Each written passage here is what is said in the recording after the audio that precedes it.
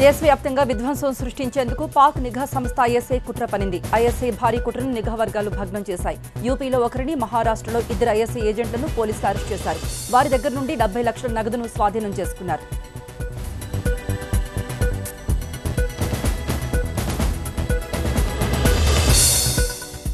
జమ్మూ కశ్మీర్లో ఉగ్రవాదుల కోసం సైన్యం భారీ వేటను మొదలుపెట్టింది. షోపియాన్ జిల్లాలో 30 గ్రామాలను సైన్యం దిగ్బంధించింది.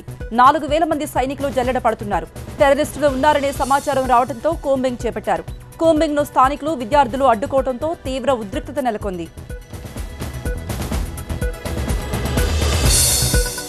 మావోయిస్టులు మళ్లీ పంజా విసిరారు. మహారాష్ట్రలో గడ్చిరోలి జిల్లాలో మందుపాత్ర పేల్చారు.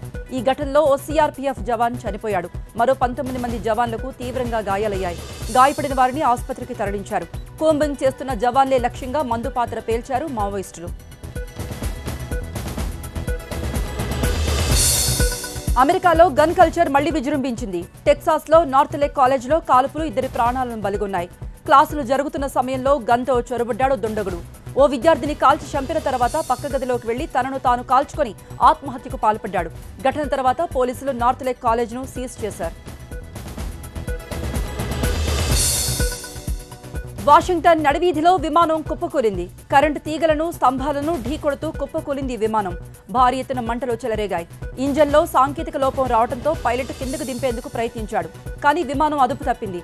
అయితే పైలట్ సురక్షితంగా ఈ ప్రమాదం నుండి బయటపడ్డాడు.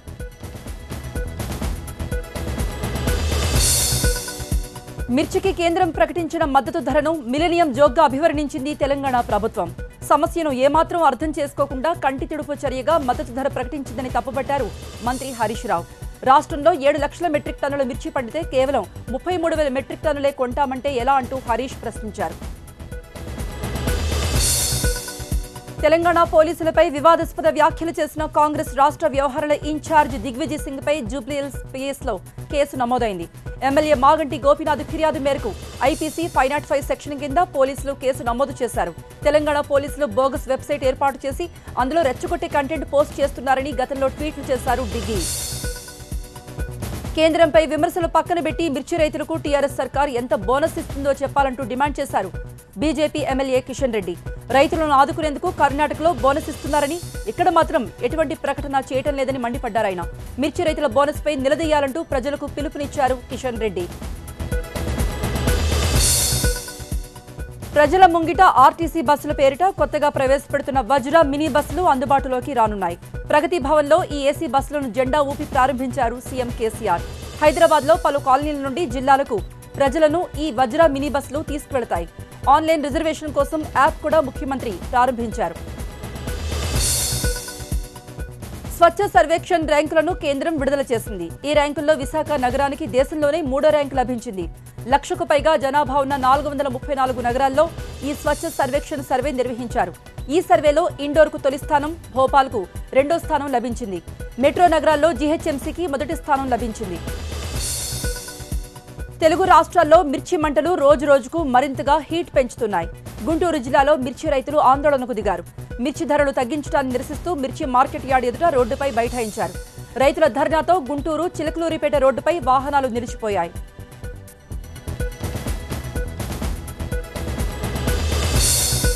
టీవీ సినీ నటుడు ప్రదీప్ ఆత్మహత్య సంచలనం సృష్టిస్తోంది. ఇది ఆత్మహత్య, భార్యాభర్తల మధ్య జరిగిన గొడవలే చావుకు దారితీశాయా అన్న పలు సందేహాలు కలుగుతున్నాయి.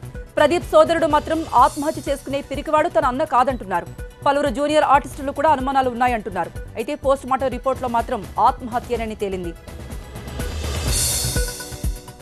టీవీ సినీ నటుడు ప్రదీప్ అంత్యక్రియలు మహాప్రస్థానంలో పూర్తయ్యాయి. ఫిల్మ్ నగర్ మహాప్రస్థానంలో దహన సంస్కారాలు నిర్వహించారు. ప్రదీప్ ను కడసారి చూసేందుకు బంధువులు, అభిమానులు, స్నేహితులు పెద్ద సంఖ్యలో పాల్గొన్నారు. ప్రదీప్ భార్య పావని బోరున విలపించారు. పాత జ్ఞాపకాలను గుర్తు చేసుకుంటూ కన్నీరు మున్నీరయ్యారామె. రెడ్ శాండిల్ లేడీ స్మగ్లర్ సంగీత చటర్జీ నుండి కీలక సమాచారాన్ని రాబట్టారు చిత్తూరు జిల్లా పోలీసులు. కస్టడీలో ఉన్న సంగీత కొత్త స్మగ్లర్ల చిట్టాను విప్పింది. పొరుగు రాష్ట్రాల్లో ఉన్న స్మగ్లర్లతో ఆమె ప్రియుడు లక్ష్మణ్కు సంబంధాలు కూడా బయటపెట్టింది. ప్రధాన స్మగ్లర్ల పేర్లు చెప్పడంతో వారి కోసం వేట మొదలైంది. హైదరాబాద్లో 2 బైక్స్ ఢీకొని మంటలు చెలరేగి కాలి బూడిదయ్యాయి. చంచల్గూడ జైలు ప్రధాన రహదారిపై 2 బైక్స్ ఢీకొట్టాయి. ఒక బైక్లో పెట్రోల్ ఎక్కువగా ఉండటంతో ఒక్కసారిగా మంటలు వ్యాపించాయి. పెద్ద ఎత్తున మంటలు చెలరేగడంతో ప్రజలు భయాందోళనకు గురయ్యారు. ఫైర్ సిబ్బంది మంటలను అదుపులోకి తీసుకొచ్చారు. విజయవాడలో వరుసగా రోడ్లు కుంగి గుంతలు ఏర్పడటం నగరవాసుల్లో భయాందోళన కలిగిస్తోంది. నెల రోజుల క్రితం వన్ టౌన్ చేపల మార్కెట్ సమీపంలో రోడ్డు కుంగిన ఘటన మరొక చోట రోడ్డు కుంగింది. వన్ టౌన్ బాగు సెంటర్లో రోడ్డు కుంగి మధ్యలో పెద్ద గొయ్యి ఏర్పడింది. అధికారులు హుటాహుటిన స్పాట్కు చేరుకొని ట్రాఫిక్ను డైవర్ట్ చేశారు. విజయవాడ ఎయిర్పోర్టుకు అంతర్జాతీయ హోదా కల్పించడంతో టీడీపీ నేతలు సంబరాలు చేసుకున్నారు. గ్రౌండ్ లైటింగ్ సదుపాయాలు, రాత్రిపూట విమానాలు దిగేందుకు అనువుగా రన్వే విస్తరణ వంటివి ఏర్పాటు చేయాల్సి ఉందని, వీటన్నింటినీ కేంద్రమే ఏర్పాటు చేస్తుందన్నారు నేతలు. అంతర్జాతీయ హోదా వల్ల వేలాది మందికి ఉపాధి కూడా లభిస్తుందన్నారు. తిరుమలలో నాగుపాము హల్చల్ చేసింది. స్థానిక సురపురం తోట అతిథి గృహాల రిసెప్షన్ కౌంటర్ దగ్గర భక్తులు గది తాళాలు తీసుకుంటున్న సమయంలో హఠాత్తుగా నాగుపాము వచ్చింది. వెంటనే సమాచారాన్ని పాముల భాస్కర్ నాయుడుకు సమాచారం ఇచ్చారు. అక్కడకు చేరుకున్న భాస్కర్ నాయుడు చాకచక్యంగా పామును పట్టుకున్నాడు. దీంతో అందరూ ఊపిరి పీల్చుకున్నారు.